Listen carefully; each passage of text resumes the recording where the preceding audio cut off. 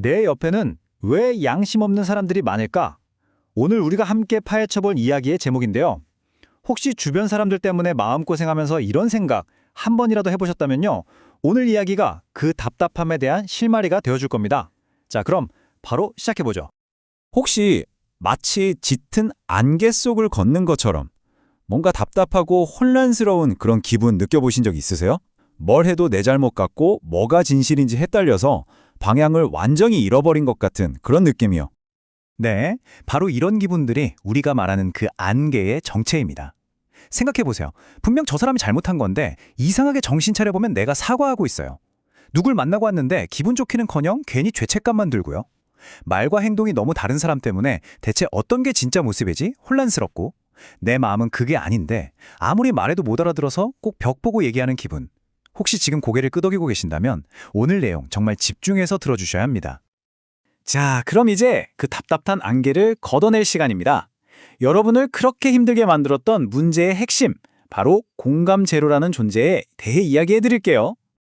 이것만은 꼭 기억해 주세요. 가장 중요한 건데요. 문제가 당신에게 있는 게 아닐 가능성이 아주 높다는 겁니다. 어쩌면 여러분은 그냥 공감 제로라는 아주 특별한 유형의 사람을 상대하고 있었던 것뿐일지도 모릅니다. 공감 제로라? 말이 좀 어렵나요? 말 그대로 공감 능력이 제로, 0에 가까운 사람들이에요. 특히 우리 마음속 양심의 핵심이라고 할 수 있는 뜨거운 공감 능력이 아예 빠져있는 사람들이죠. 그래서 이 사람들은 상황에 따라서 얼굴을 확확 바꾸는 야누스, 주변 환경에 맞춰서 자기 색깔을 마음대로 바꾸는 사회적 카멜레온 같다고들 합니다. 근데 진짜 놀라운 건요. 이런 사람들이 무슨 특별하고 희귀한 존재가 아니라는 거예요. 통계적으로 보면 25명 중 1명꼴이래요. 우리 주변에 생각보다 너무 가까이 아주 흔하게 있다는 뜻이죠. 이게 결코 남의 얘기가 아닌 겁니다. 자, 이 그림을 보시면 확 와 닿으실 거예요. 공감이라고 다 같은 공감이 아니거든요. 왼쪽에 있는 게 차가운 공감이에요. 머리로 하는 계산 같은 거죠. 그냥 레버만 땡겨서 1명 대신 5명을 구하는 문제. 이런 비개인적인 상황에선 공감 제로들도 합리적인 척, 올바른 선택을 할 수 있어요. 근데 문제는 바로 이 오른쪽, 뜨거운 공감입니다. 내가 직접 내 손으로 사람을 밀어야 5명을 구할 수 있는 아주 감정적이고 개인적인 상황이죠. 바로 이 지점에서 이 사람들의 양심 회로는 그냥 딱 멈춰버립니다. 다른 사람의 고통을 가슴으로 느끼는 능력, 바로 이 뜨거운 공감이 없기 때문이에요. 그럼 대체 이 사람들은 어떻게 우리 마음을 그렇게 교묘하게 파고드는 걸까요? 그들의 아주 정교한 심리 조종술, 그 설명서를 지금부터 함께 열어보겠습니다. 자연계에 정말 영리한 사기꾼이 하나 있거든요. 바로 뻐꾸기 새끼입니다. 다른 새의 둥지에 알을 낳잖아요. 그럼 그 어미새는 자기 새끼도 아닌데 속수무책으로 먹이를 계속 물어다 줘요. 왜 그럴까요? 바로 저 비정상적으로 크고 붉은 입 때문입니다. 이걸 초정상 자극이라고 하는데요. 어미새의 이성적인 판단을 그냥 건너뛰고 먹이를 줘야 해 하는 본능 스위치를 바로 켜버리는 거죠. 공감 재료들이 쓰는 수법이 바로 이 뻐꾸기랑 똑같습니다.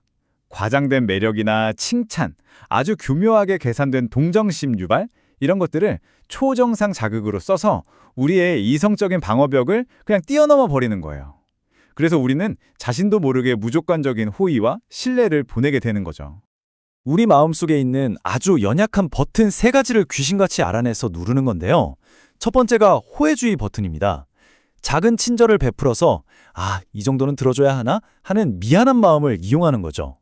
두 번째는 그들의 가장 강력한 무기, 죄책감 버튼입니다. 모든 문제를 너 때문에 이렇게 돌려버려서 우리를 꼼짝 못하게 만들죠. 마지막은 편견 버튼. 아주 그럴듯한 직업이나 착해 보이는 가면 뒤에 숨어서 우리의 경계심을 처음부터 무너뜨리는 겁니다. 자, 그럼 이론은 이쯤 하고 실제로는 어떤 모습으로 나타나는지 그 구체적인 증거들을 한번 찾아볼까요? 이 사람들을 알아볼 수 있는 결정적인 단서들입니다. 이 사람들의 행동 패턴에서 나타나는 첫 4가지 단서예요. 우선 세상을 내 편 아니면 무조건 적 이렇게 흑백으로만 봐요. 거짓말은요, 숨 쉬는 것처럼 합니다. 그리고 이게 진짜 소름 돋는 부분인데 막 불같이 화를 내다가도 갑자기 세상에서 제일 불쌍한 피해자인 척 돌변하는 동정연극의 대가들이죠. 또 미래는 별로 생각 안 하고 지금 당장의 쾌락이나 이익에만 집중하는 충동적인 모습도 자주 보입니다. 이어서 나머지 단서들도 볼게요. 세상이 다 자기를 중심으로 돌아간다고 믿고요. 아마 이 사람들 사전에 내 잘못이라는 단어는 없을 겁니다. 대화할 때는 일부러 막 앞뒤가 안 맞는 말을 해서 사람을 진 빠지게 만드는 전략도 자주 써요. 그리고 마지막으로 그 사람의 웃는 모습을 한번 잘 보세요. 뭔가 어색하고 눈은 안 웃고 입만 웃는 것 같은 감정이 텅 비어있는 듯한 미소. 이것도 아주 중요한 신호가 될 수 있습니다. 앞에서 말했던 동정연극이요. 이게 무서운 게 뭐냐면 계속 반복되는 모비우스의 띠 같다는 거예요. 일단 충동적으로 분노를 폭발시키고 그 다음엔 내가 왜 그랬을까 하면서 머리를 쥐어뜯는 연극을 해요. 그럼 이걸 본 피해자는 화가 나는 대신에 동정심을 느끼게 되고 결국 문제의 본질은 사라진 채로 이 패턴만 계속 반복되는 무력화 상태에 빠져버리는 겁니다. 자, 이제 제일 중요한 시간입니다. 원인을 알았으니 이제 우리 자신을 지킬 방법을 알아봐야겠죠? 나를 위한 심리적 방패를 만드는 법 지금부터 알려드릴게요. 이들을 상대할 핵심 방패는 딱 3가지입니다. 첫째, 두려움 없는 의심. 그 사람의 화려한 말이나 겉모습에 속지 말고 그 사람의 행동 패턴을 꾸준히 관찰하고 말이 진짜인지 계속 확인해야 합니다. 둘째, 죄책감 거부하기. 너 때문에 라는 그 말에 더 이상 휘둘리지 마세요. 그 사람 감정은 그 사람 책임이지 여러분 탓이 아닙니다. 절대 아니에요. 마지막으로 거짓권위에 기죽지 않기. 마치 보이스피싱범이 검사 사칭하듯이 그럴듯한 직함이나 권위적인 태도로 우리를 쫄게 만들려고 하거든요. 그 텅 빈 허상에 절대 굴복할 필요 없습니다. 그럼 이 모든 노력의 최종 목표가 뭘까요? 그 사람을 바꾸는 거? 아닙니다. 절대 아니에요. 목표는 단 하나, 바로 여러분 자신의 평화를 되찾는 겁니다. 우리가 가슴에 꼭 새겨야 할 단 하나의 최종 목표입니다. 그 사람과의 관계를 개선하려고 애쓰는 게 아니라 온전히 나의 평화를 지키는 것. 그 사람을 바꾸려는 노력은요, 밑빠진 독에 물 붓기나 마찬가지입니다. 그래서 이 책에서는 아주 명확하게 2가지 길을 이야기합니다. 할 수만 있다면 관계를 완전히 단절해버리는 것. 만약 그게 불가능한 상황이라면 그 사람이 무슨 짓을 해도 더 이상 내 마음에 상처 하나 낼 수 없는 압도적인 심리적 우위를 차지하는 것.